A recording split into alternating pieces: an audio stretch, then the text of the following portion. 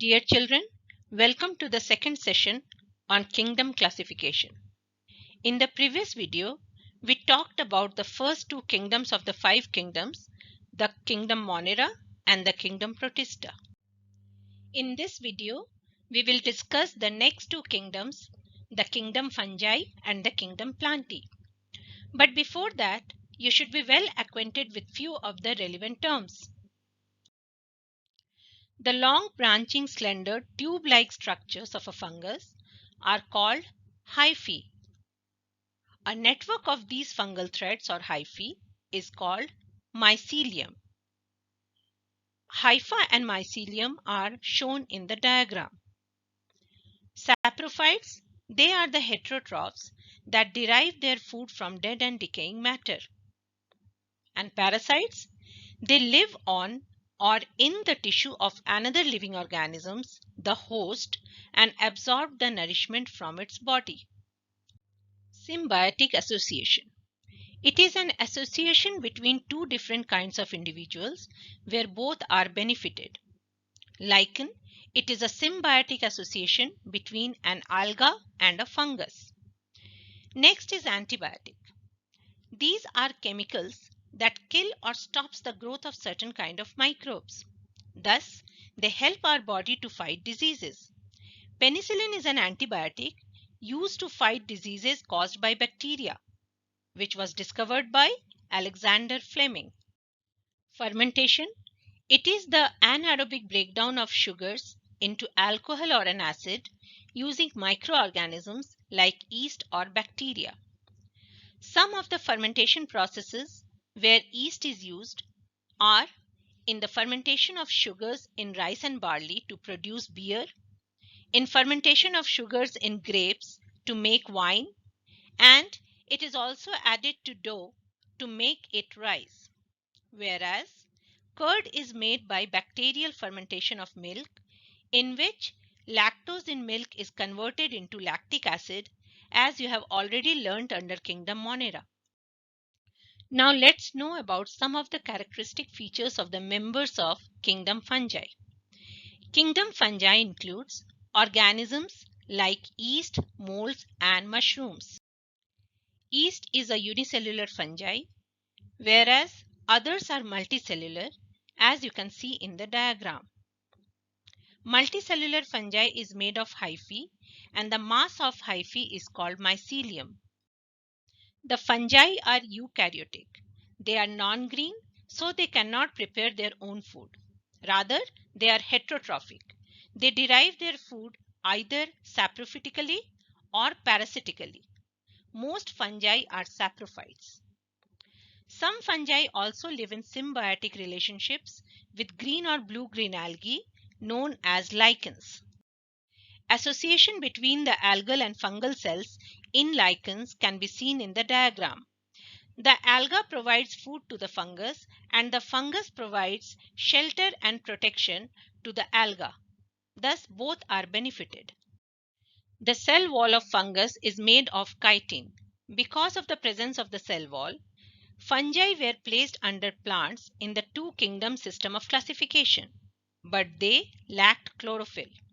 The reserve food material in fungi is glycogen, unlike plants where the reserve food material is starch. Reproduction in fungi can be sexual or asexual. Yeast commonly reproduces by budding, whereas common bread mold by spore formation. Both of these are asexual processes.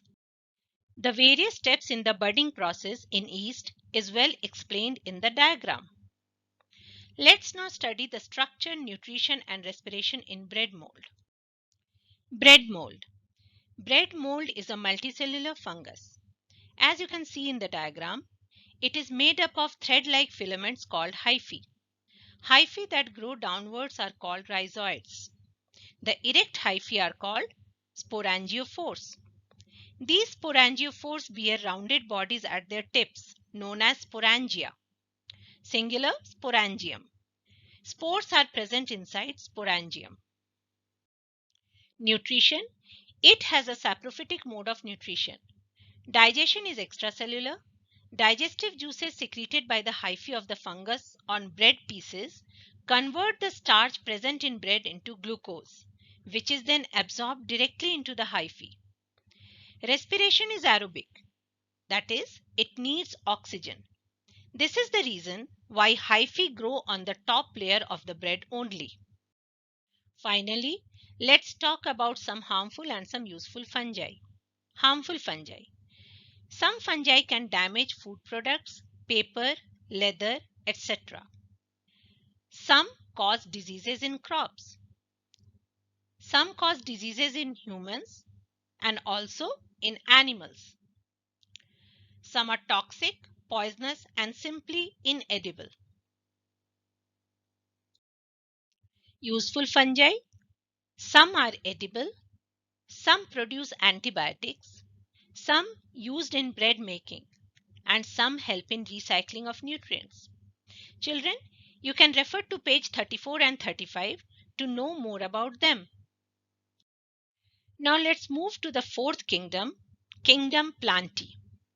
The members are multicellular, eukaryotic, have chlorophyll, and so are autotrophic. Kingdom Plantae includes thallophytes, bryophytes, pteridophytes, gymnosperms, and angiosperms. Thallophytes. They are largely aquatic plants that include green, brown, and red algae.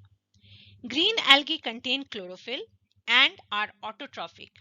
Look at the chloroplast of Chlamydomonas in the given diagram.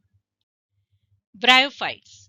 These are known as amphibians of the plant kingdom as they live on land in moist, shady places and need water for reproduction.